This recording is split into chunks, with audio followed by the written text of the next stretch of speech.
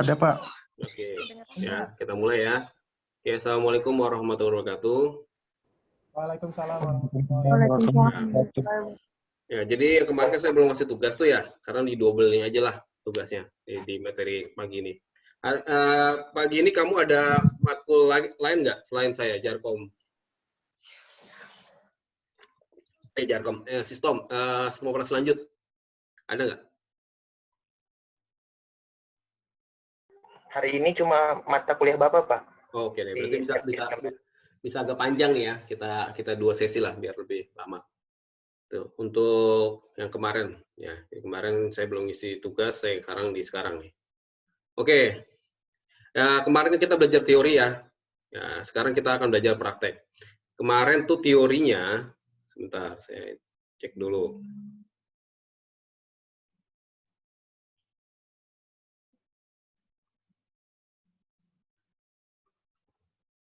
Nah, saya screen share. Nah, kemarin teori ini kan ya. Nah, di kemarin itu ada konsep sistem operasi. Ya. Nah, di konsep sistem operasi yang kita bisa praktekkan pada kali ini tentang file, tapi ini nanti ya di sesi kedua. Nah, nanti juga kita akan belajar ini ada sel, sama di sini ada virtual mesin. Nah, ini yang bisa kita praktekkan untuk, nah ini client server juga bisa nih, client server bisa. Ya, jadi di praktek kali ini kita bisa mempraktekkan itu ya, lumayan nih banyak nih yang bisa kita praktekkan dari konsep sistem operasi. Oke, nah sebelum itu saya akan mempraktekkan instalasi Linux ya, walaupun kamu udah belajar instalasi Linux. Nah, ini kemarin yang saya suruh kamu install VirtualBox dan suruh download CentOS 7, ya sekarang kita akan praktekkan itu. Karena ini tadi berkaitan sama yang files, shell, nah ini ada shell yang ada di Linux, sama tadi ada client server, sama virtual machine. Gitu. Oke. Nah, di sini sebelum kita praktek dari instalasi Linux, ini langsung kita praktekkan yang ini, bagian virtual machine. Nah, virtual machine. Ya, jadi virtual machine sekarang ini ada 2 tipe ya. Ada virtual machine yang under OS. Ya, ini sebetulnya mata kuliah ini ada di mata kuliah data center ya. Sebetulnya ada di data center. Kalau kamu nanti dapat mata kuliah, ada namanya mata kuliah data center, itu membahas tentang atau data center atau virtualisasi atau cloud computing. Nah, ada juga ya mata kuliah, saya nggak tahu nih, ada mata kuliah data center juga ada, kalau nggak salah ada mata kuliah cloud computing atau mata kuliah virtualisasi. Nah, antara itu. Nah, itu lebih lanjut lagi tentang bahas virtual machine. Kalau ini saya kulitnya aja. Nah, di mata kuliah ini kita di operasi lanjut ini ada virtual machine. Nanti yang ada kaitannya sama nanti mata kuliah cloud ya. Jadi di virtual machine ini kita bisa membuat mesin virtual dari mesin fisik yang udah ada, intinya gitu. Ini saya punya komputer ya dengan spek kayak gini.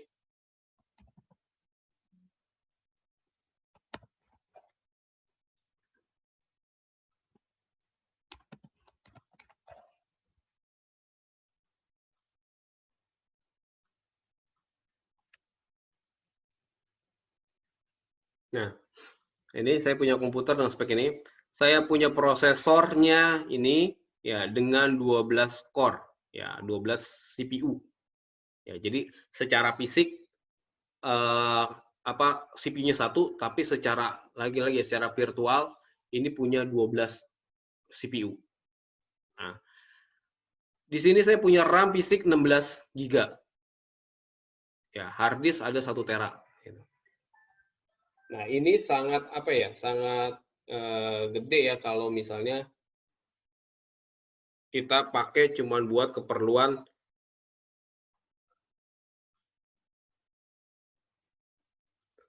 pakai biasa ya. Nah, kalau pakai biasa ini sangat besar.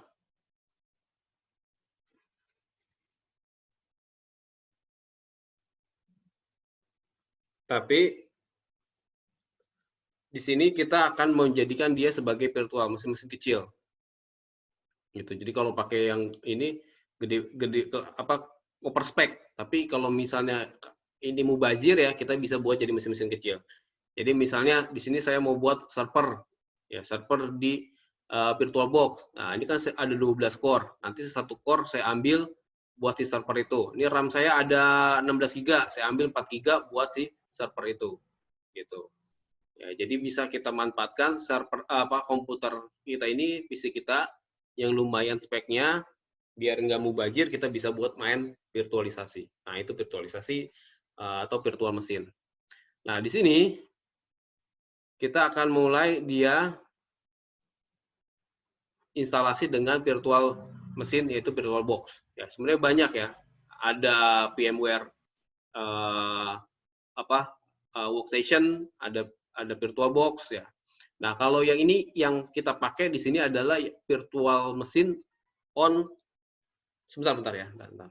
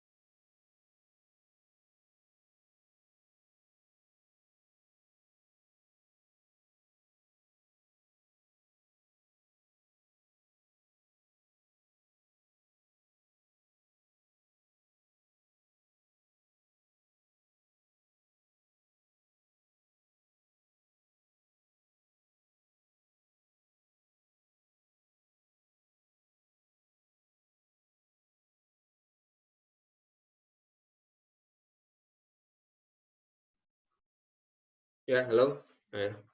Kita lanjut lagi. Ya, mohon maaf tadi. Jadi ya, yang kita pakai di sini adalah virtualisasi on OS. Ya, jadi virtual box-nya atau mesin virtualnya on OS. Jadi ada juga mesin virtual yang under OS. Ya, itu bisa pakai Proxmox atau juga bisa pakai VMware vSphere. Nah, itu nanti ada di mata kuliah cloud lah. Nanti kamu bisa belajar, nanti bisa buat VPS gitu. Nah, oke, sekarang kita langsung masuk ke instalasi Linux-nya. Ya, di sini ada virtual box-nya. Ya, jadi di virtual box ini saya buat mesin baru. Nanti saya buat mesin baru. Ini saya kasih nama kelas kalian FI 18A. Nah, ini kita bisa pilih tipe Maaf operating Pak, system. 19 Pak. Oh, 19 ya, sorry, 19. 19A. Nah, di sini kita bisa pilih sistem operasinya, mau instalasi apa. Ya, karena kita mau instalasi Linux, kita pilih Linux. Nah, kita pilih distronya, distributionnya, pilih Linux apa. Nah, karena kemarin kita pakainya CentOS, berarti di sini kita pilih yang namanya Red Hat. Nah, karena nggak ada CentOS di sini. Gitu.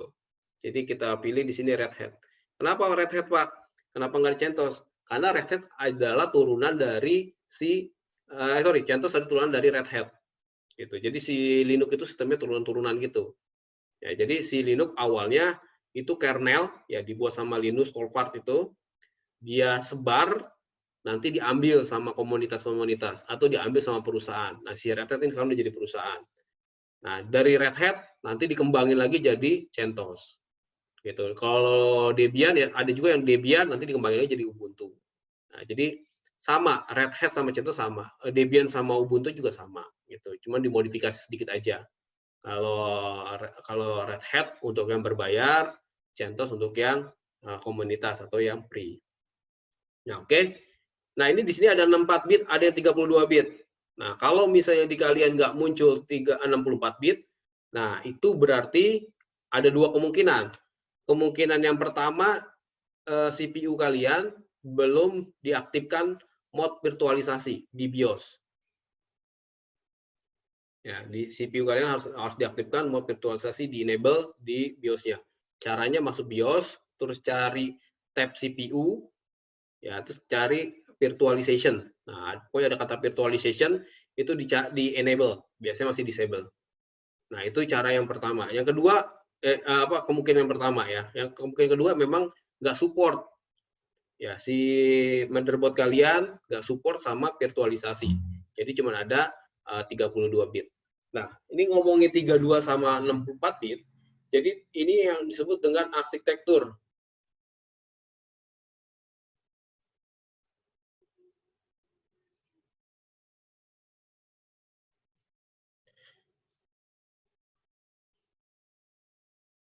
Ini namanya arsitektur ya.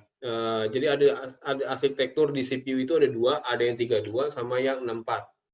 Kalau 64 bit ya, ini sebenarnya kamu cari tahu dulu si CPU yang kamu pakai ini udah 32 atau 64 bit. Nah, itu biasanya gini, kalau ini kalau kita ngomongin biasa ya, kalau ngomongin biasa yang udah Core 2 Duo ke atas itu udah 64 bit. Gitu. Tapi yang masih Pentium 4, nah itu ada yang 60, ada Pentium 4 32, ada yang 64, ada yang Pentium 4 yang masih ada yang 32, ada yang 64 bit. Tuh, kalau untuk sekarang nih udah pasti pakai Core i3, udah Core i5, Core i7 atau pakai udah AMD yang terbaru itu udah rata-rata udah 64 bit. Nah, 64 bit ini ya CPU 64 bit ini ya kalau cocoknya kita instalin OS yang 64 bit juga. Gitu. Jadi harus sama CPU kita 64 bit, arsitekturnya OS kita pun juga harus 64 bit. Nah, sekarang kalau belum tahu Pak, saya 64 bit apa 32? Ya, kamu bisa cek di sini. Nah, di sini di TISPC klik kanan, properties. Di sini ada keterangan. Nah, ini dia nih. Nih ya. System type 64 bit operating system. Nah, berarti saya pakai OS Windows 10-nya yang 64 bit.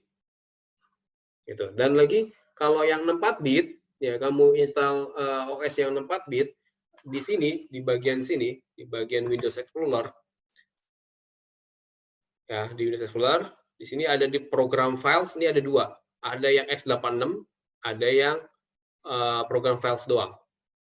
Nah, ini ciri-ciri bahwa OS kamu 64 bit. Karena kenapa? OS yang 64 bit itu ya support dengan aplikasi-aplikasi yang 32 bit. Ya, jadi aplikasi juga ada dua tipe. Aplikasi yang 32, ada aplikasi yang 64 bit.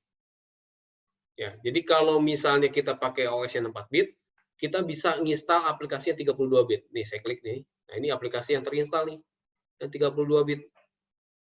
Nah, Foxy Software, Dropbox. Nah, ini yang saya install versi yang 32. Ya. Ada yang di sini program files, ini berarti aplikasi yang saya install versi 64 bit. Nah, ini itu. Ya, seharusnya cocoknya kita OS-nya 64 bit, aplikasi yang kita install yang 64 bit juga. Ya, tapi terkadang ada developer ya pengembang pengembang software yang nggak buat versi 64 bitnya. Ya terpaksa kita install yang versi 32 bit. Ya nggak masalah karena kita pakai OS yang 64 bit. Gitu. Nah, yang bermasalah itu kalau kita OS-nya 32 bit, pengen install aplikasi yang 64 bit. Nah, itu nggak bisa. Gitu. Jadi turun bisa, naik nggak bisa. Gitu. Ya. Terus satu lagi, kalau kita pakai OS yang 64 bit, kita bisa memasang RAM lebih dari 4 GB. Nah, kalau kita masang OS yang 32 bit, kita nggak bisa pasang RAM lebih dari 4 GB. Jadi nggak kebaca tuh. Jadi kalau kita RAM-nya 8 GB, OS-nya masih 32 bit, yang kebaca cuma 4 GB. Nah, gitu ya. Jadi dari sekarang kita harus tahu. Pertama saya harus tahu dulu, kita harus tahu dulu CPU-nya 32 apa 64. Ya, kalau generasi Core i3 ya itu udah pasti 64 lah. Nah, yang kedua, kita cari tahu dulu yang kemarin kita install ini di komputer kita itu OS-nya 32 apa 64. Gitu. Kalau CPU kita 64 ya harusnya 64 bit. Gitu. Ya, gitu ya. Nah, itu ada yang namanya arsitektur komputer berdasarkan bitnya. Oke, kalau udah ini tinggal next. Nah, pilih di sini kita membuat mesin virtual gitu. RAM saya ada 16 GB. Saya bisa ngasih berapa nih buat si virtualnya ini? Ya, misalnya saya kasih di sini 2 GB, 2048. Ya, ini boleh, asalkan jangan yang udah di merah ini, bagian merah ini. Ya, udah bagian ini berarti udah nggak boleh nih. Yang boleh ini batas yang hijau-hijau ini. Gitu. Oke. Ya, lanjut. Ini diambil dari RAM fisik ya. RAM fisik saya ada 16 GB. Oke, lanjut. Ini kita buat hard disk. Ya, kalau kita hard disk sudah pernah dibuat, kita ambil yang udah ada. Kalau belum, kita buat baru. Nah, ini tipe hard disknya. Ya, bisa pakai FDI, FHD, sama PMDK. Ya, sama aja ya. Mau pakai tipe hard disk yang mana aja bebas. Nah, ini yang umum kita pakai FDI. Oke, lanjut. Nah, kita buat. Nah, hard disknya berapa giga? Nah, saya buat misalnya untuk instalasi kali ini, saya nggak banyak-banyak, saya kasih 20 GB aja, atau 15 GB aja. Nah, 15 GB. Gitu. Walaupun bisa sampai 2 tera ya. Nah, ini nggak mungkin, karena hard disk saya cuma 1 tera ya. Jadi maksimal ya sesuai dengan hard disk saya gitu. Nah, atau dia sebetulnya ngelihat dari sini, dari ukuran ini kan lihat ditaruh di mana, di C kan. Nah, berarti di C saya dilihat. Di C saya dilihat di sini, klik kanan properties. Nah, C saya ini tinggal segini 154 ya nggak mungkin bisa 2 tera. Gitu. Jadi ini kita 15 saja cukup. Nah, ini dibuat. Kenapa nih namanya nggak boleh ya? Oh, VirtualBox-nya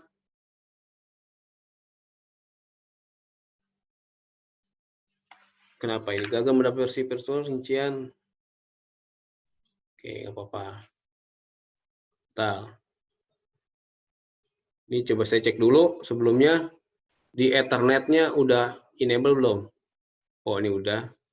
Oh, namanya nih kayaknya nih, nggak bisa nih pakai itu. Oke, nggak apa-apa. Kita buat lagi aja buat namanya, kita kasih nama CentOS ya. CentOS FI 19A. Nah, gitu, nggak apa-apa. Nah, ini udah Linux 64 bit kayak tadi. Ini kita naikin jadi 2048. Lanjut,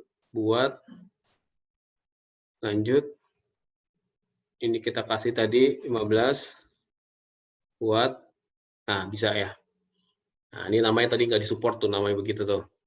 Nah, selanjutnya kita masuk ke bagian sini, jaringan. Nah, ini masuk lagi ke tadi ya, ada di kemarin teori ada di client server. Nah, ini nanti akan kita jadikan server si sistem operasi ini. Si Windows 10 saya akan jadikan klien. Nah, biar dia terkoneksi, artinya kalau client server itu terjadi koneksi ya antara server dengan klien. Nah, di bagian jaringan ini saya ganti. Awalnya dia NAT, ini saya ganti jadi host only atau hanya host. Nah, ini dan ini pastikan di sini ini kabelnya terpasang. Nah, kalau udah oke, nah ini kita lari ke sini, network open network. Di sini ada Ethernet, di sini ada change adapter option. Nah, di sini lihat, di sini saya internetnya ngambil dari sini, dari wireless. Ya, nanti si server akan kita instalin aplikasi. Nah, gimana cara si server bisa dapat aplikasi dari internet? Ya, kalau dia servernya nggak dapat internet. Nah, caranya kita dapat internetnya kan dari sini, dari Windows 10-nya. Windows 10 saya dapat dari wireless. Nah, ini di-share. Ini udah bagian share. Jadi sebelumnya gini awalnya. Properties, ini awalnya begini. Nah, jadi awalnya gini, ini klik kanan, sumber internetnya, ini sharing, nah ini di checklist, ini dipilih. Mau ngasih internet ke siapa? Mau ngasih internet ke sini, ke VirtualBox. Ini dipilih, pilih VirtualBox. Ini oke. Nah, ini nanti akan muncul share. Nah, di sini otomatis properties, di sini klik kanan, diklik, nah ini otomatis ada IP 137.1. Nah, 137.1 ini nanti jadi gateway-nya dari si CentOS yang kita akan install, gitu, atau server yang kita install. Gitu. Jadi nanti kita kasih 137.10 boleh, 100, 254 boleh. Gitu. Kenapa pakai teknik begini, Pak? Kenapa nggak pakai teknik bridge? Kan ada juga teknik bridge. Kalau bridge itu sama aja kayak kita narik ke switch, gitu, satu network yang sama. Ya, ini sih oke. Kalau bridge kan gini, ini saya pakai internet segmen berapa? Segmen 1. Berarti nanti si server saya segmen 1. Ya, 192.168.1.100 misalnya, dengan gateway 1.1. Ya bisa aja, tapi ketika nanti saya misalnya connect pakai tethering handphone itu nggak segmen 1, ya segmen 43 biasanya. Nah, berarti nanti saya di server harus saya rubah. Nah, itu akan merepotkan ketika kita pindah internet dengan segmen yang berbeda. Kita harus juga merubah si IP server yang ada di VirtualBox kita. Nah, dengan teknik ini, dengan teknik share ini, atau host only ini, kita nggak perlu berubah-ubah ketika koneksi internet kita beda segmen. Ya, tetap IP-nya 137 segmennya, segmen si server. Gitu. Paham ya? Nah, itu kalau kita menggunakan teknik host only. Nah, ini kalau udah, ini tinggal kita cari ISO-nya yang kemarin udah di-download. Nah, ini saya pilih CentOS ini, open. Oke, ini kita masukin CD ya, anggap kita CD, oke. Terus tinggal kita jalankan.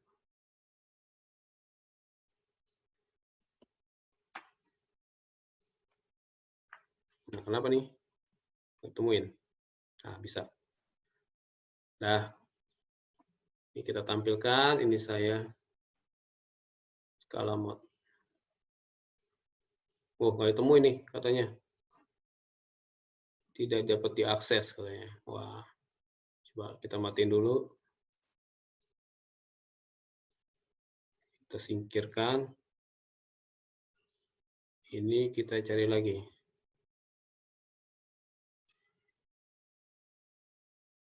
Ini CentOS-nya udah benar. Open. Oke, coba jalan lagi.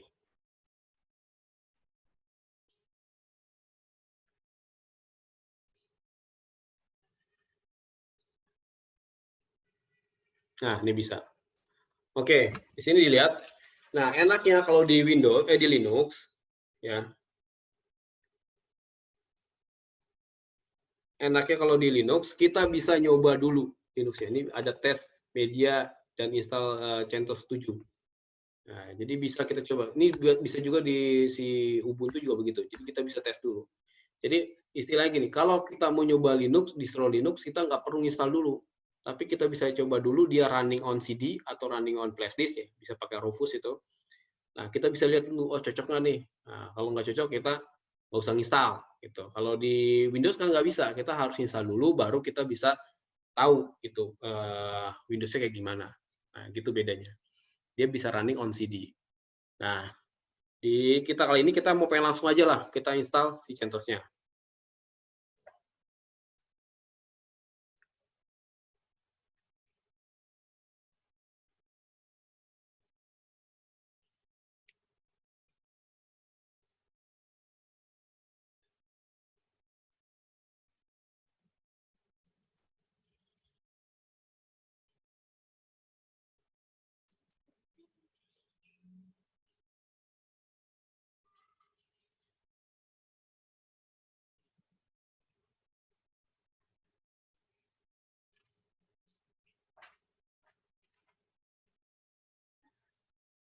Nah, oke. Di tampilan pertama kita cuma diliatin kita akan menggunakan bahasa apa dalam proses instalasinya. Gitu. Ya udahlah pakai bahasa Inggris saja. Walaupun bahasa Indonesia ada, malah jadi ribet pakai bahasa Indonesia. Kita pilih bahasa Inggris. Nah, tapi di sini ada bug sedikit di VirtualBox. Kita nggak bisa pakai mouse-nya, kursor mouse-nya. Jadi saya klik 2 kali nih. Nah, ini nggak jalan tuh. Ini malah kehenti di sini tuh. Nggak bisa, harusnya ketik lanjut. Wah, ini malah bahasa Arab nih. Nah, jadi saya nggak pakai mouse, saya keluarin kontrol. Ini saya pakai ini keyboard dengan cara tap. Nih, kelihatan di sini, nih ada putih-putih. Nah, berarti sudah kepilih, nih tinggal enter.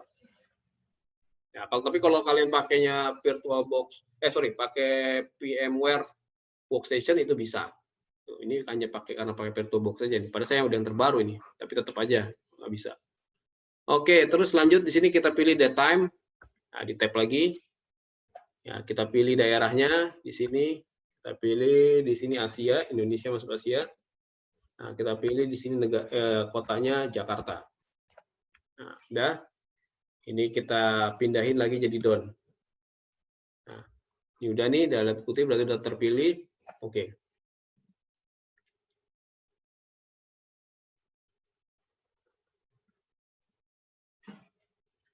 Kalau udah, ini keyboard biarin aja English US karena kita Indonesia pakainya QWERTY sama kayak Amerika. Kecuali Jepang, ya Korea yang punya huruf yang berbeda. Oke, ini juga language support-nya Inggris, biarin aja.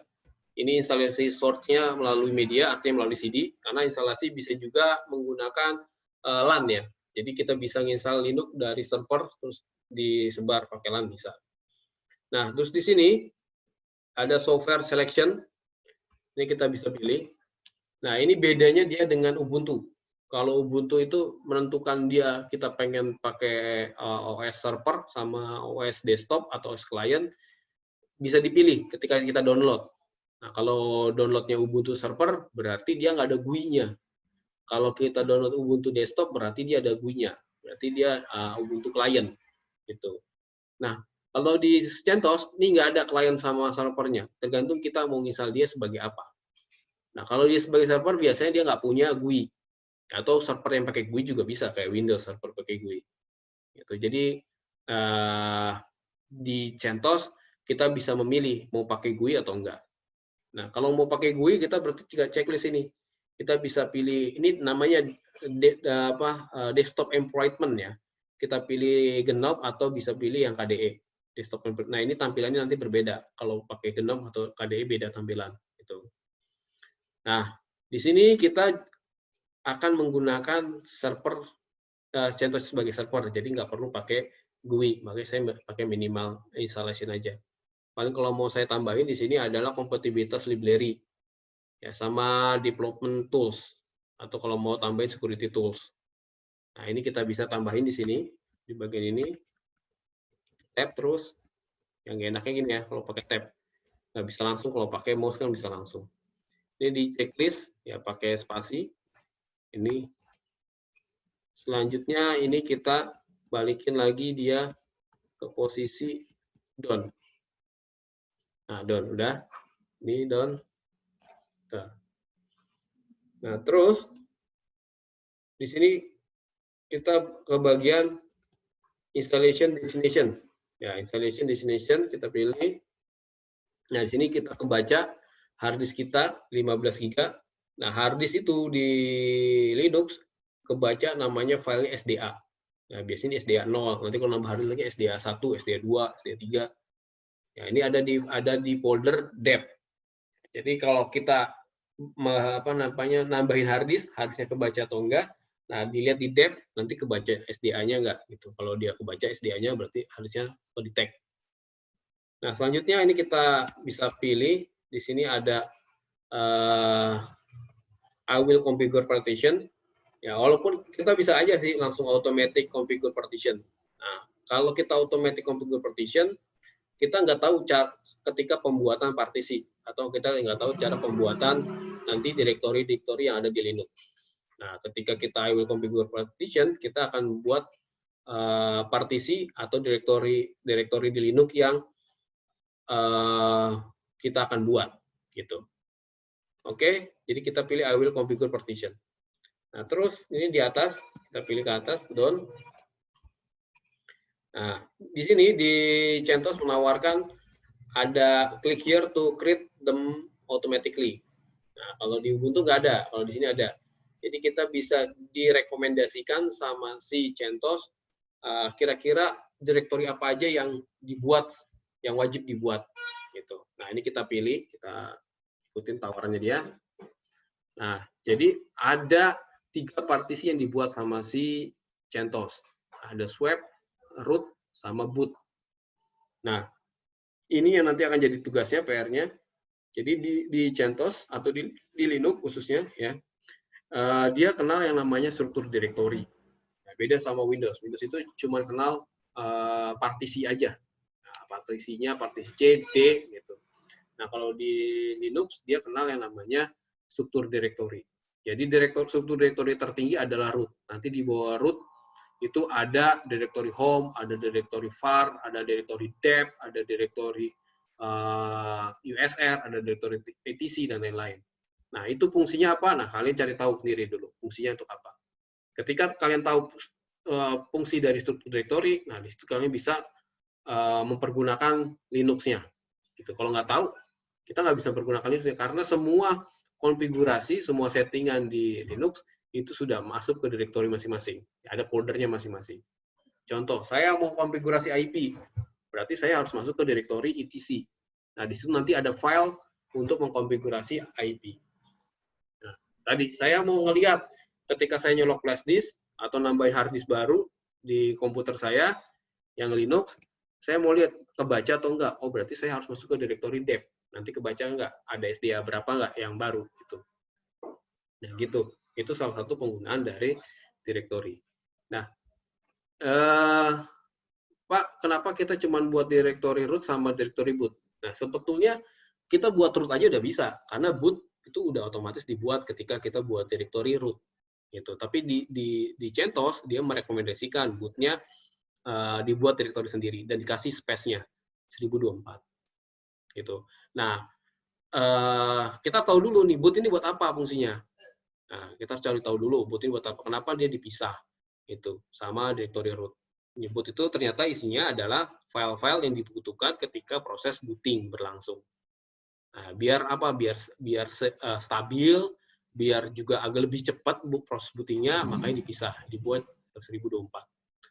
Gitu. Jadi ini tidak baku ya. Jadi kalau misalnya saya tahu, oh nanti saya akan menginstal si CentOS ini menjadi web server. Web server itu naruhnya folder www terus ada folder HTML, ada di bawah directory var. Nah, makanya saya pisah nih var-nya, nggak gabung sama root. Itu bisa.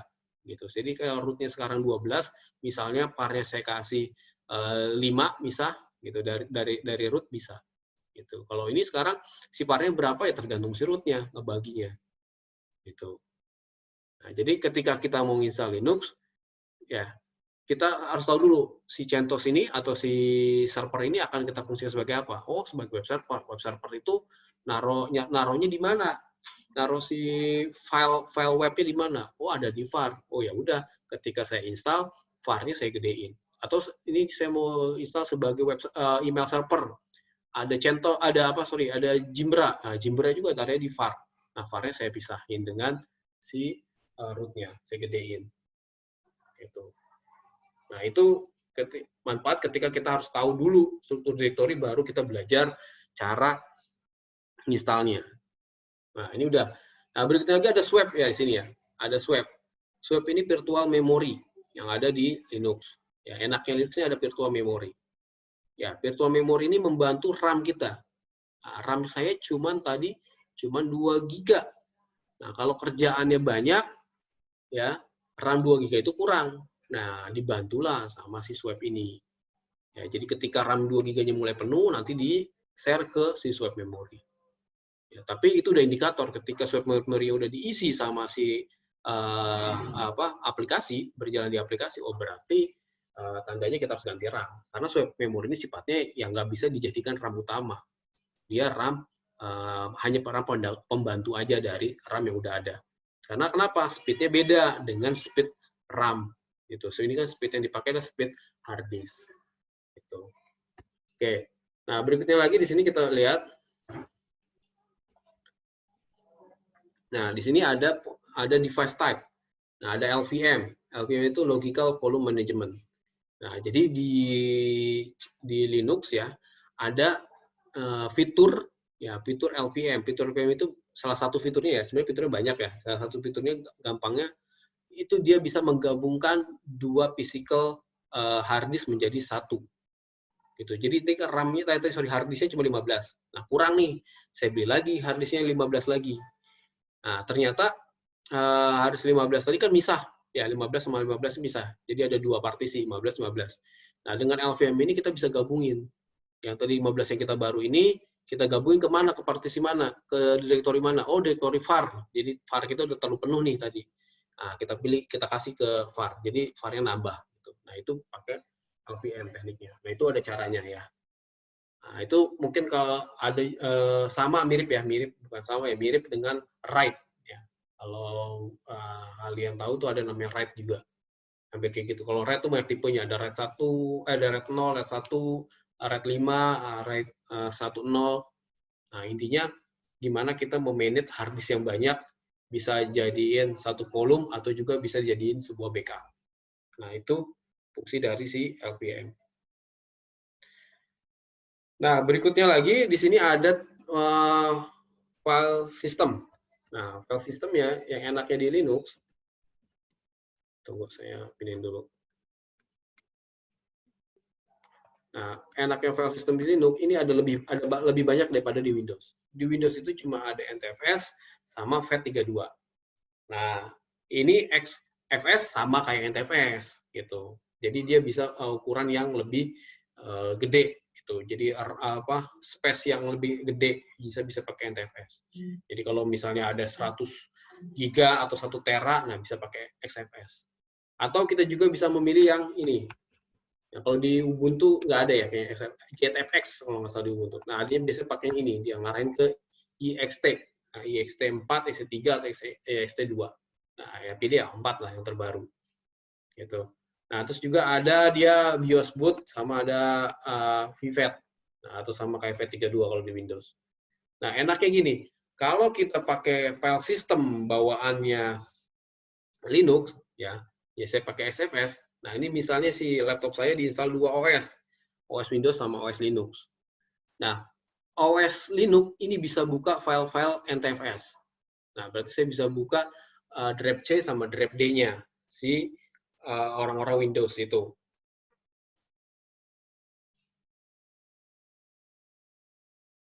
kalau misalnya si si Windows nggak bisa buka file CentOS-nya.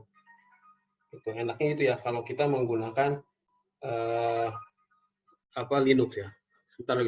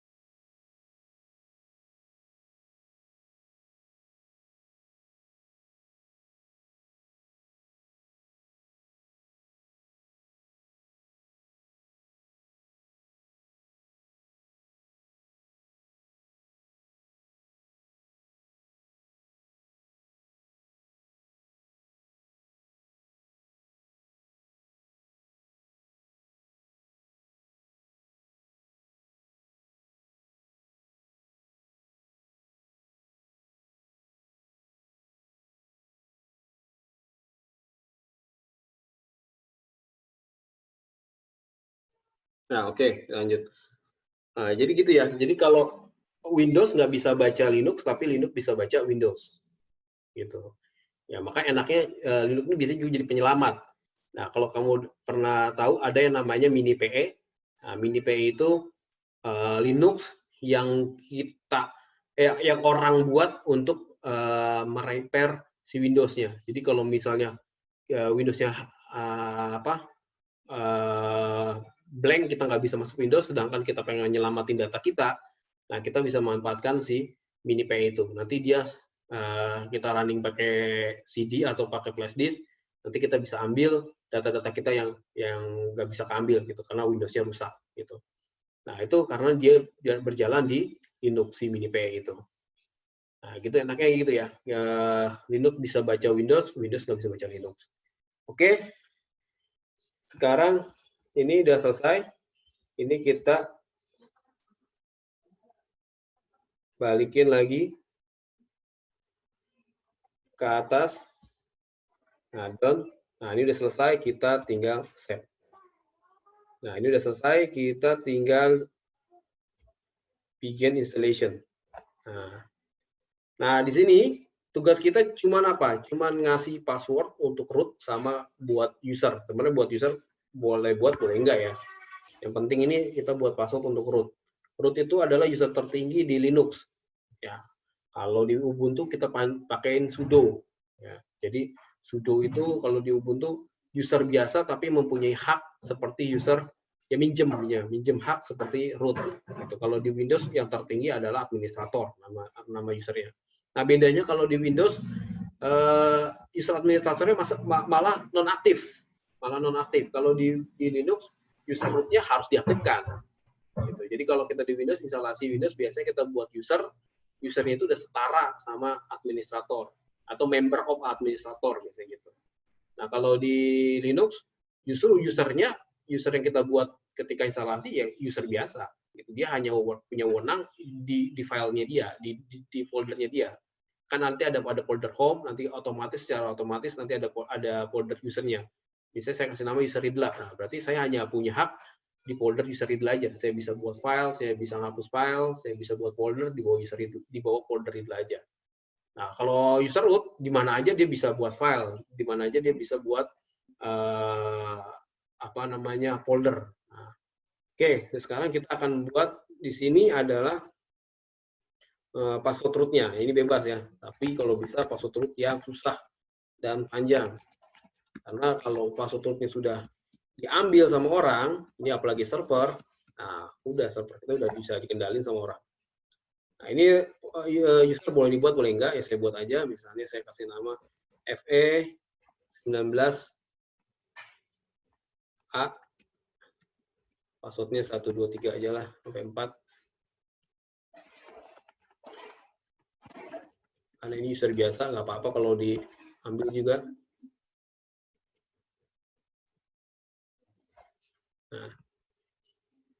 Nah, ini tinggal tunggu instalasi selesai aja. Oke, dari sini ada yang mau ditanya dulu nggak? Halo? Aman, Pak. Oh, bisa ya? Saya Pak, ada masalah Pak ketika Kenapa? install Pak. Nah, jadi yang mini software selection yang minimal install Pak. Jadi kan saya boleh share screen Pak.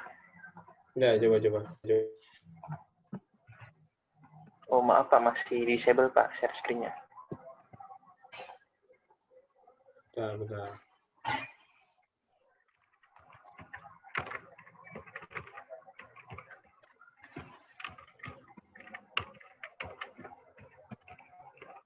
Saya bisa ngasih hak akses share screen ya?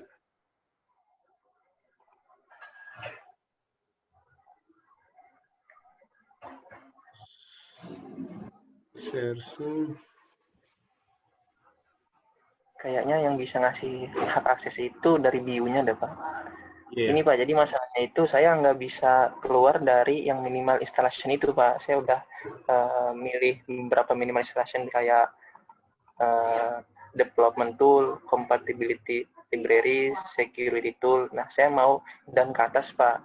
Saya tap mau ke dan atas itu nggak bisa Pak, pindah ke dan. Oh, itu sebelumnya pasti itu pernah salah klik itu. Jadi dan itu nggak bisa, jadi kayak salah klik. Nah, jadi itu kita, gini, saya juga pernah alami, jadi mungkin bukan masuk ke dan-nya, tapi dia kamu klik kemana, karena ya tadi ya, masalah si VirtualBox itu begitu. Nah, itu bisa ini aja, bisa dipilih, dicari oke, atau dan-nya, nanti balik lagi ke situ. Tuh. Biasanya situ, kalau kita misalnya salah pilih gitu. Kayaknya sih salah pilih, bukan yang nggak bisa keklik dan-nya. Gitu. Kayak kamu udah salah pilih, hingga akhirnya masuknya ke tempat yang lain. Nah, itu untuk balikinnya memang kita harus, karena susahnya gitu ya, susahnya gini, kalau kita pakai keyboard tuh susahnya gitu. Sana satu-satu step yang kita harus laluin. Itu ada step yang kita salah, akhirnya masuk ke tempat yang lain. Nah, itu yang agak susahnya kalau kita masih pakai ini. Nah, itu gini aja. Ya, itu agak susah sih kalau ininya ya. Harus saya lihat langsung. Itu tinggal di tap-tap aja, atau di ini shift tab. Kalau ini tab kan buat dia next. Kalau shift tab dia buat naik, buat ke ini, buat dia balikin ya, atau previous. Nah, coba dicari-cari itu. Kalau di done nggak mau, tetap di done nggak mau. Gimana? Halo? Alhamdulillah Pak, bisa Pak, pakai shift tab Pak. Ya. Ya, makasih Pak. Ya, ada lagi yang mau tanya?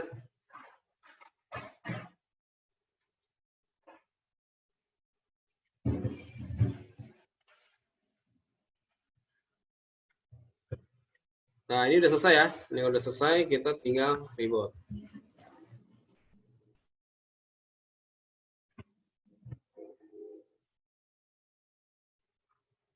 Nah, ini CentOS-nya. Pilih yang atas. Yang atas itu berarti sistem, yang bawah itu kita bisa masuk ke CentOS recovery-nya.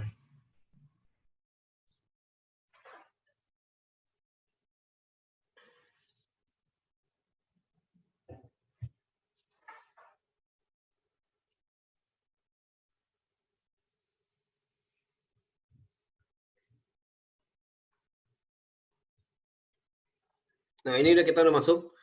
Nah, ini CentOS kita tanpa GUI ya, atau tanpa desktop environment, kayak gini tampilannya. Nah, ini server kita. Nah, ini kita bisa masuk ke user kita atau masuk ke user root. Ya, saya masuk ke root aja. Nah, ini masuk lagi ke praktek kita shell script. Nah, ya di shell script ini, ya untuk karena kita nggak pakai GUI, ya itu kita pakai shell. Nah, ini kita tahu di sini kita menggunakan root. Ini ada bacaannya. Nah, ini lokasi kita ada di localhost. Di sini ada lambang ini, ya garis di atas ini. Artinya kita ada di direktorinya dia. Jadi kalau di Windows nih sama aja begini nih. Sama aja kayak kita di sini, di C, di sini user. Nah, di sini folder idlah nih, sama aja begitu. Nah, sama itu localhost itu berada di situ. Atau kalau misalnya saya jadi tadi user. Nah, ini login atau pakai SU ya. Saya bisa pakai SU untuk login ke user tadi, user FI ya, FI 19A tadi ya namanya ya. Oh, bukan, apa namanya? Coba kita lihat dulu. FI 9A Pak. Oh, 9A nih. SU FI 9A. Nah, ini dia. Nah, ini berarti saya sedang berada nih di direktorinya dia. Di home. Nah, ini di home. Jadi kita lagi ada di mana nih? Saya clear dulu. Ini kita bisa lihat di UAMI. Nah, UAMI ini saya ya. Ini siapa saya? Nah, kita lagi ada di mana nih? Kita ada di home nih. Ini kelihatan langsung. Directory home. Nah, di bawah directory home, ini kita ls untuk lihat isi dari directory home. Nah, ini ada directory ini, FI9A. Nah, karena kita pakai user FI9A, ini nggak bisa ngapa-ngapain kalau kita nggak berada di foldernya dia. Gitu. Jadi contoh, saya mau buat sini mkdir itu buat folder, saya buat ke sini folder namanya test. Nah, tuh dia nggak bisa, permission deny. Ya, hak si FI9A hanya ada di folder FI9A. Berarti saya masuk dulu cd. Ya, cd itu change directory atau pindah ke directory. Nah, sini saya masuk ke FI. Ya, tinggal tab aja. Nah, 9A. Karena saya udah tahu di bawah home ada FI9A. Tahu dari mana? Saya ls. ls itu ngeliat dari isi dari folder tersebut. Nah, ini di enter. Nah, di ls. Nah, ini sekarang lihat ada localhost dan ini ada lambang ini. Ya, nih. Nah, artinya kita udah berada di folder FI9A. Nah, baru saya bisa buat folder di sini, mkdir test. Oh, salah ininya. Nah, perintahnya. Nah, sekarang kita lihat ls ada. Gitu. Karena saya user biasa. User biasa hanya bisa kerja di folder tersebut. Nggak bisa kerja di luar foldernya dia. Oke, paham ya? Nah, sekarang kita akan bahas lagi di sini adalah ini yang masuk ke sesi 2 ya. Ini sama sesi kedua. Di sesi kedua kita akan bahas lagi permission file. Nah, tapi sebelum permission file, ini saya mau liatin dulu, saya clear yang struktur directory. Jadi saya cd, saya root. Nah, di sini di ls. Nah, ini dia nih. Jadi di bawah root ya, ada apa aja nih? Ada bin, dep, home, lib. Nah, ini kamu harus tahu nih. Minimal kamu harus tahu nih di dep apa, home apa, gitu. MNT itu apa, OPT itu apa, ya. Nggak perlu yang ini run sbin, nggak perlu. Karena ini bagian dari sistem sbin, sys nih, srv, ya ini nggak perlu. Nah, kalau var paling gitu. Ya setidaknya nggak perlu semua, tapi kamu baca dulu kira-kira penting yang mana, nah itu yang harus kamu tahu. Dari struktur, dari directory yang udah ada di sini. Ya, gitu. Nah, sekarang kita akan masuk ke permission file. Ya, di sesi kedua. Nah, ini kemungkinan masuk ke dalam UTS. Ya. Jadi dilihat dulu. Jadi di sini saya punya ilustrasi seperti ini. Saya buka dulu. Nah, jadi saya punya ilustrasi gini. Ya. Jadi di sini ada perusahaan yang dimiliki oleh Mr. John misalnya. Nah, si Mr. John ini nyuruh orang IT. Ya, orang IT yang disuruh berarti root-nya. Nah, si root ini disuruh sama si Mr. John buat user, namanya user Ismail. Terus user Dewi, terus user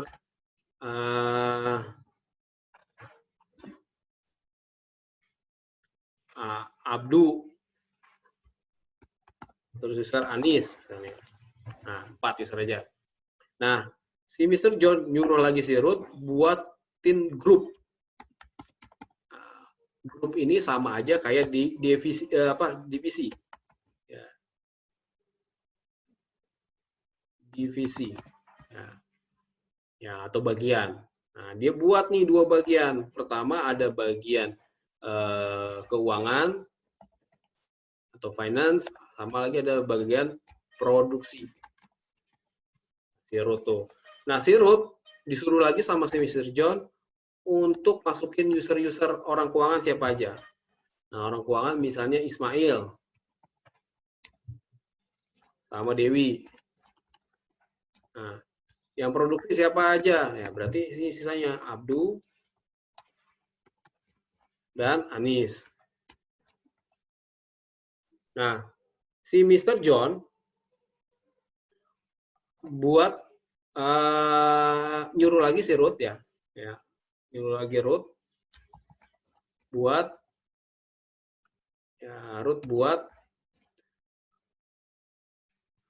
visi misi ya, file visi misi ya, file visi misi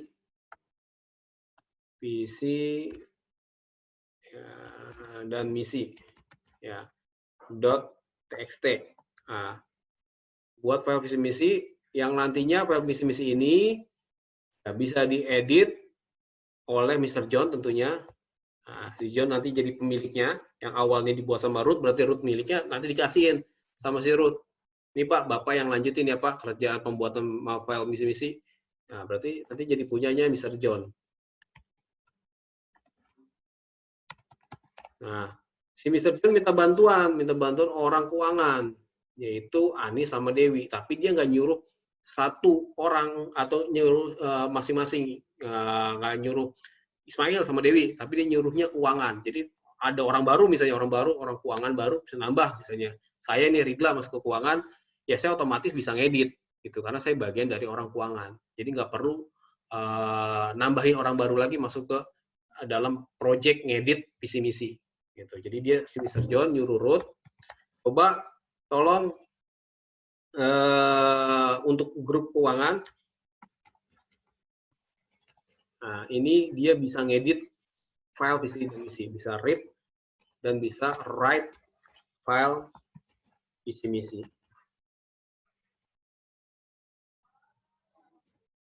Nah, sedangkan orang produksi ya di luar itu, ya orang produksi nanti ada lagi divisi lain, dia hanya punya hak akses ya dibuat sama Ruth, hak aksesnya cuma dia read doang.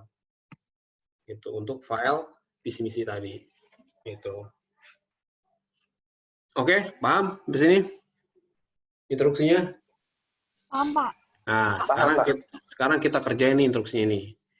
Ya, berarti di sini saya harus jadi root dulu dong. Saya jadi root. Nah, saya masukin tadi passwordnya. Nah, udah jadi root nih. Saya clear. Tandanya kita jadi root apa? Ya udah ada bacaannya ketahuan nih root. Terus ini lambangnya pagar, berarti dia root. Nah, tugasnya ngapain buat user? Nah, ini buat user nih ada 2 perintah ya. Nah, ini nanti saya kasih modulnya. Ini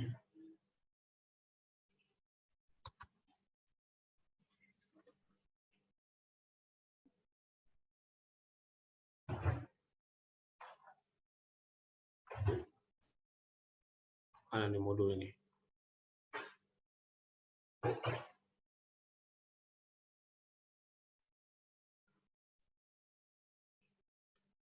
CentOS.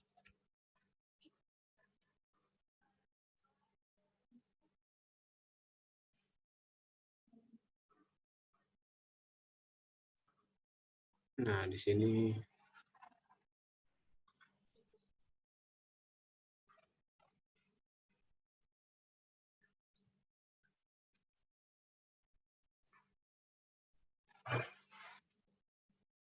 nah, ini kita bisa buat user sini ya. Nah, kita buat user, perintahnya user add. Kita buat user add. Di sini user add. Nah, ini pertama adalah John. Nah, kalau kita mau dia kasih password, berarti kita tambahkan di sini password. Ya, password yang nanti buat si John tadi. Kita tambahin password. Nah, password untuk siapa? Untuk si John.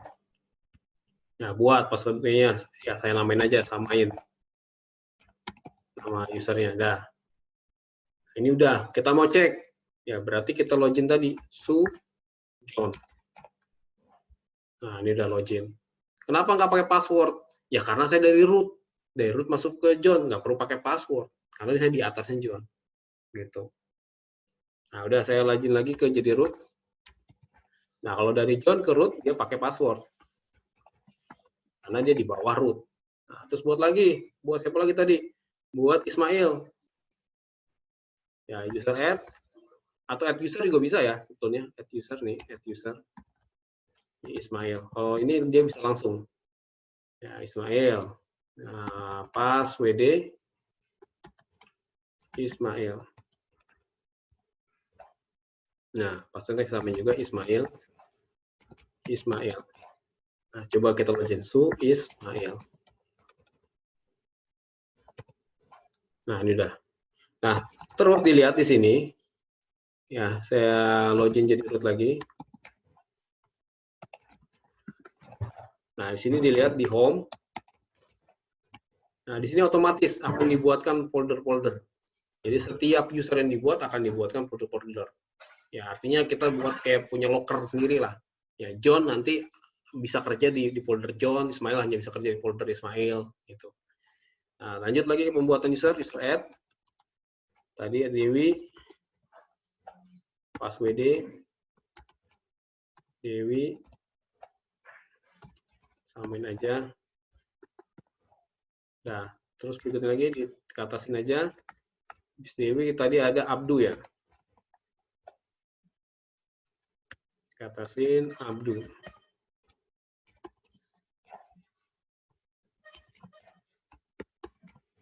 Nah, udah. Habis Abdu, siapa lagi? Terakhir si Isa ya.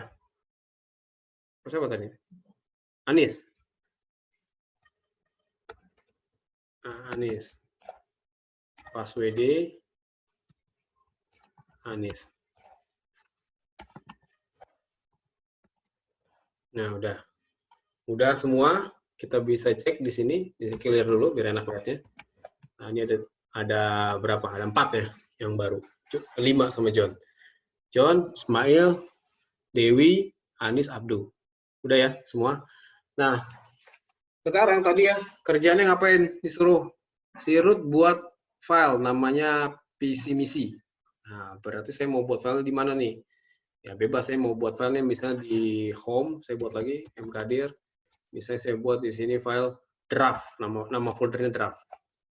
Nah, ada folder draft. Nah, saya masuk ke folder draft, si Ruth masuk ke folder draft. Nah, di sini si Ruth akan buat file langsung pakai text editornya. Nah, ini text editor di CentOS bawaannya adalah V. V ini agak ribet kalau pakai V ya sebetulnya. Nggak apa-apa lah. V ini kita masuk namanya visi dan misi. Nah, .txt. Pak, maaf Pak, Bapak itu misi dan misi Pak. Oh ya, sorry. Visi. Nah, visi dan misi. Oke, ya. Nah, ini enter. Kok not found?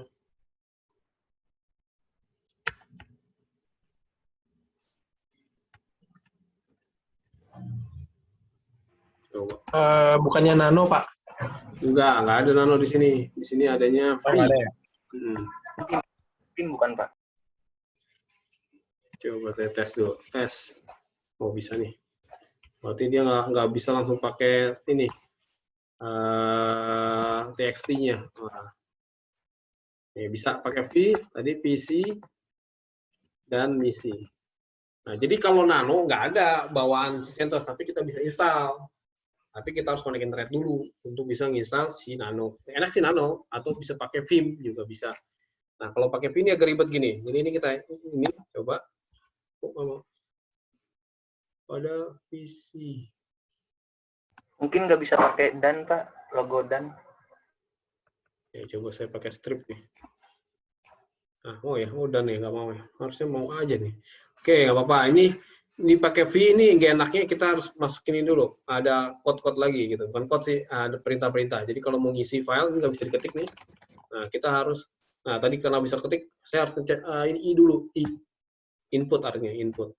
Nah, ini saya ketik misalnya PC perusahaan berkembang.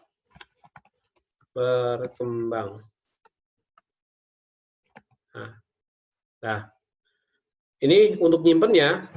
Nah, ini kan ada insert nih. Nah, insert I ketika I berarti ada insert. Nah, untuk nyimpennya ini di escape. Nah, sampai tulisan insertnya hilang. Ini di titik 2. Ya, ini titik 2 nih, dilihat. Terus wiki. ya, W key.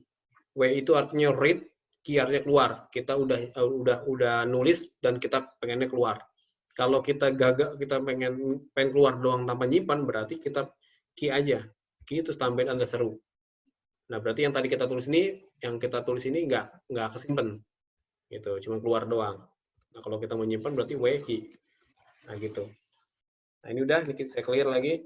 Nah, untuk melihatnya, isi filenya, ini kita bisa pakai cat PC, isi. Nah, tuh, ada. Ya, kalau ini cat cuma ngeliat doang. Kalau tadi pakai V, dia editor. Bisa ngeliat, bisa ngedit. Nah, ini udah. Ini sekarang kita lihat di sini, ls-min-l. Nah, kepemilikannya adalah punya root. Karena yang buatnya root. Ya, root bisa ngapain aja, bisa read dan write. Selebihnya selain root dia hanya read doang. Nah, di sini ada grup root. Ya, jadi ketika kita buat file, otomatis secara otomatis ya, file tersebut punya kita dan secara otomatis grupnya juga grup kita. Nah, yang kita pengen ubah di sini kepemilikannya, yang tadinya punya root biar jadi punyanya si John. Nah, cara ngerubahnya gimana? Cara ngerubahnya berarti ch on owner file visi misi jadi punyanya si John. Oh, terbalik berarti. Nama John dulu. ch on change owner berarti John dulu, baru spasi nama filenya visi misi. Nah, udah. Sekarang kita lihat ls-min-l. Nah, nih. Sekarang punya John. Coba, sekarang kita tes sih. Kita masuk John, bisa nggak si John untuk ngedit si file visi misi ini? Nah, kita masuk jadi Sujon. Jadi. Nah, sekarang kita visi dan misinya. Nah, kita tambahin. Perusahaan berkembang. Nah, jangan lupa I dulu, ada muncul insert, baru kita isi perusahaan. Go public. Nah, kalau udah selesai si John tadi di escape, disimpan W key. Nah, udah di clear. Coba di cat PC. Nah, tuh. John habis nginput perusahaan go public bisa. Karena si John dia sebagai owner dari si file visi misi. Dia punya hak akses read dan write. Nah, sekarang balik lagi ke root. Kenapa balik lagi ke root? Kita akan masukkan grup. Ya, sebelum masukin grup, kita buat grup dulu. Ya, perintahnya add group. Nah, tadi ada grup apa? Keuangan. Ya. Oh, nggak mau. Berarti grup add.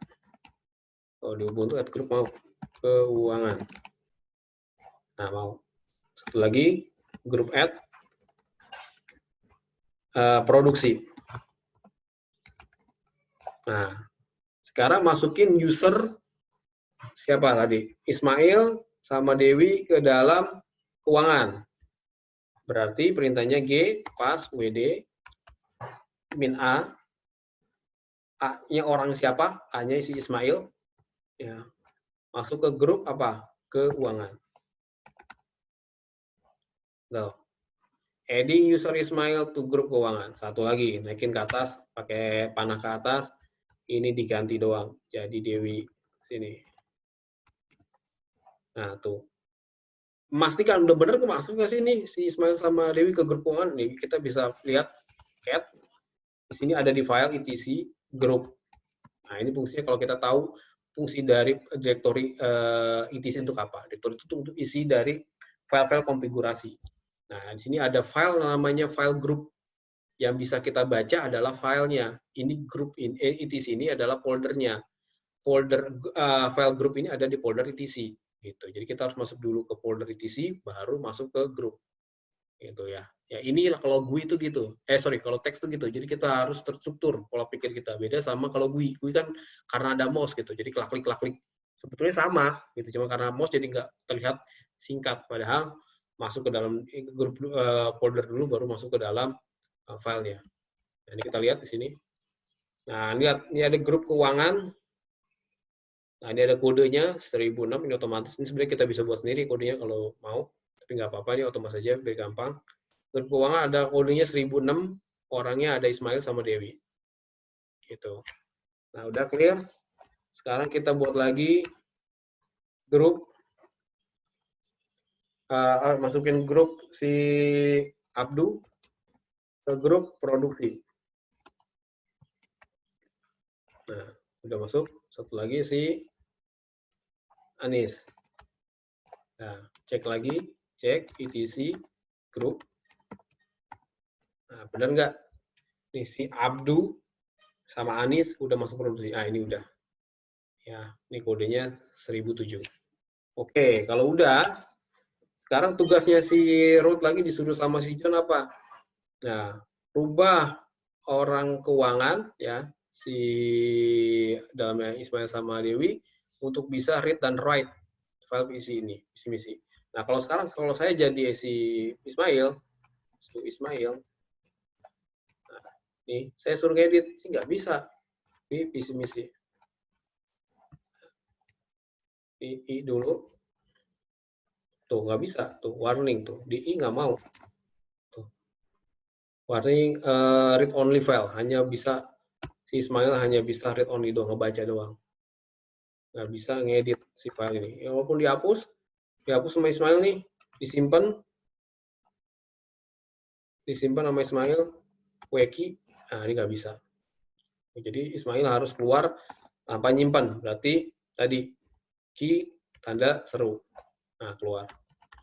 Nah, jadi cat masih visi misi, masih yang tadi baru buatan Ruth sama buatannya si John.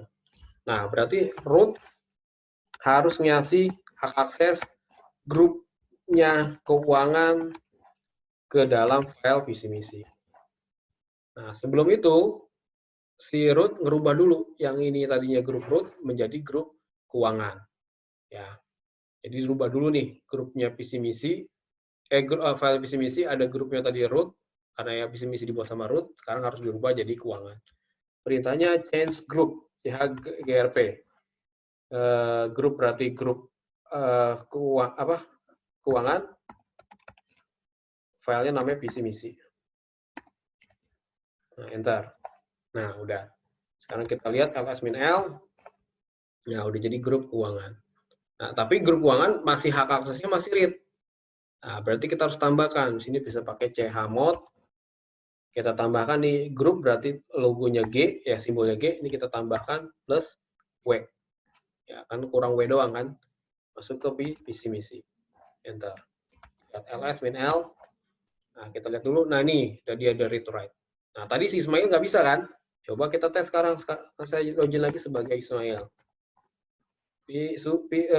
Ismail. Ini Ismail akan ngedit file visi misi.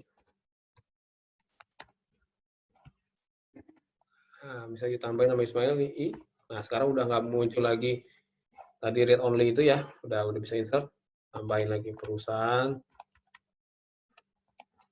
internasional. Nah, udah disimpan nama Ismail. Nah, ini skip dulu weki. Nah, udah bisa. Nah, kalau mau jadi si Dewi, berarti lagi si Dewi. Nah, passwordnya Dewi. Nah, kalau Ismail ke Dewi harus pakai password, karena Ismail sama Dewi sama selevel dia user biasa. Nah, Dewi karena dia orang dari keuangan, dia juga harusnya bisa ngedit file visi misi. Nah, pokoknya tuh udah ada insert berarti bisa ngedit.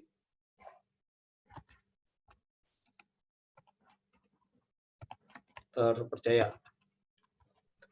Nah, gitu. Ini simpan. Weki. Nah, bisa. Kita dilihat nama ini cat file visi misi. Ini saya keluar dulu deh biar enak. File cat visi misi. Nah, ini. Yang pertama buatnya Ruth, yang kedua buatnya si John, ketiga buatannya Ismail, yang keempat buatannya Dewi. Bisa kan? Nah, tapi kalau saya login sebagai Abdu, Abdu ini kan tadi cuma read doang nih. Kenapa? Abdu, si Anis, dia masuk ke other yang lainnya. Yang lainnya cuma R doang. Nah, jadi nggak bisa dia ngedit. PC misi. Nah, mau dihapus nih Mas Abdul nih. Nah, nggak bisa. Walaupun ini bisa begini, tapi ketika disimpan nggak bisa. Tuh. Harus dia keluar tanpa menghapus. Clear. Kalau lihat cat isi misi, nah ini masih ada. Yang buatan yang orang-orang yang bisa aja. Gitu, paham ya?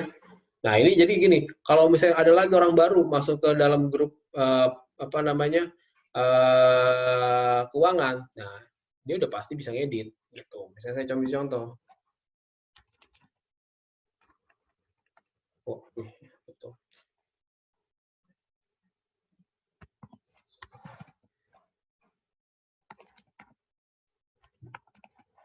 Nah, ini kan ada lagi si TI 19 ya. Nah, TI 19 saya masukin dia ke TI 9A ya, ke grup itu tadi, grup keuangan. Ya udah tinggal G password min A, orangnya tadi apa, TEFI 9A ya, ke grup keuangan. Nah, udah masuk nih. Ya, berarti kalau saya login sebagai su FI 9A, nah, dia bisa ngedit, ya, dia ada folder di sini, di folder ada file visi misi, ini bisa ngedit visi misi.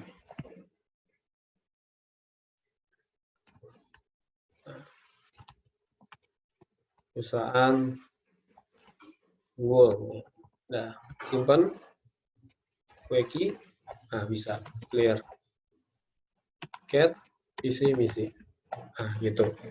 Oke, nah itulah fungsi dari grup ya, memasukkan user yang memiliki hak akses yang sama. Nggak perlu lagi kita masukin merubah si user itu untuk bisa akses. Jadi cukup grupnya aja.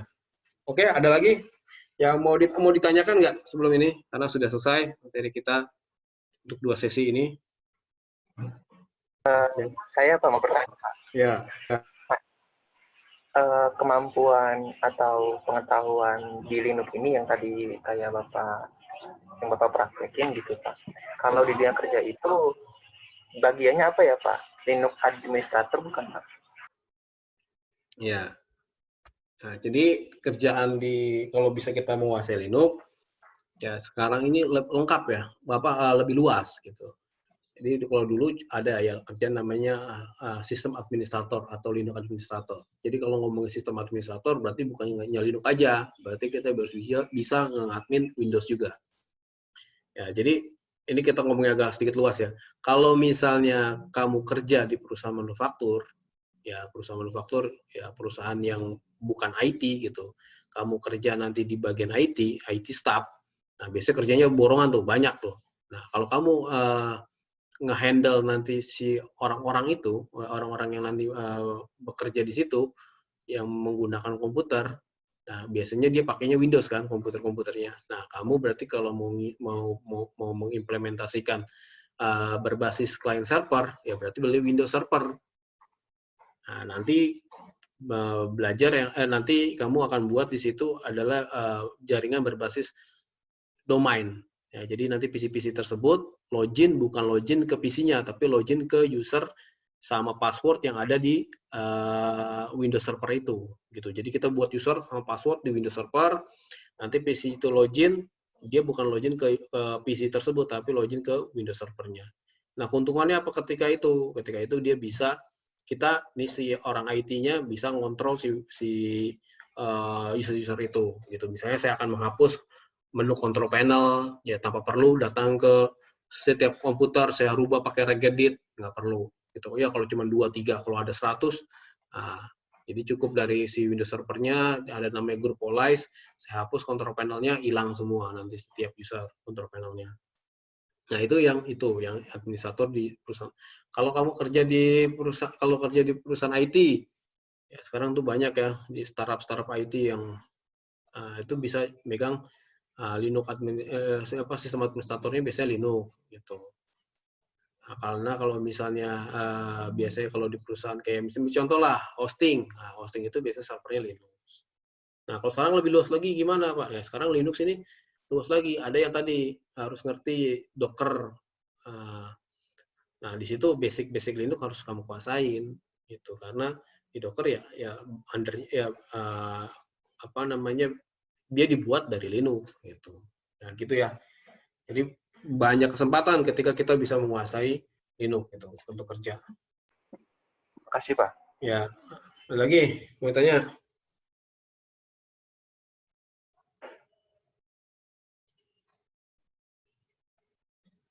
Ini penginstalan CentOS kok lama banget ya, Pak? Saya pakai RAM 1 GB buat GUIS OS-nya lama banget, Pak.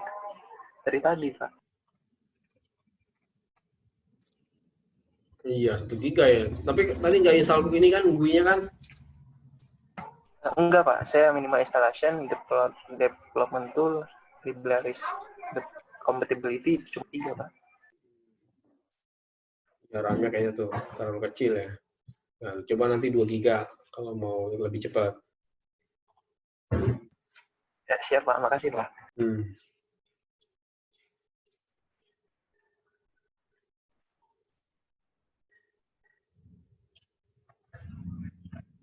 Ada lagi mau tanya?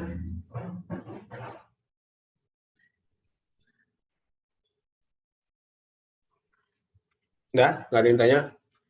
Nah, kalau nggak ada yang tanya, nanti saya akan buatkan sebuah ini kirim ke e-kampus, nanti tinggal dikerjain tugas-tugasnya. Oke? Kalau nggak ada yang mau tanya, saya akhiri. Terima kasih atas perhatiannya. Assalamualaikum warahmatullahi wabarakatuh. Waalaikumsalam. Warahmatullahi wabarakatuh. Salam.